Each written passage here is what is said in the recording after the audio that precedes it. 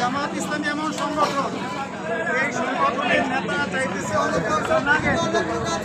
জামাত ইসলামের নেতাদের সামনে যে নেতা হতে পারবে না।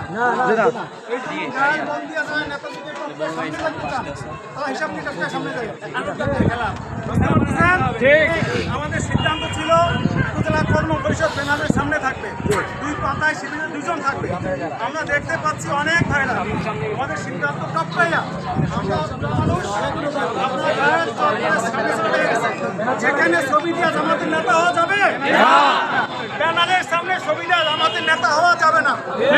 জামাতের নেতাই নয়, আপনাকে আগে জামাত লোক টোকায় নেতা বানানো, জামাতের নেতা বানানো টোকায়।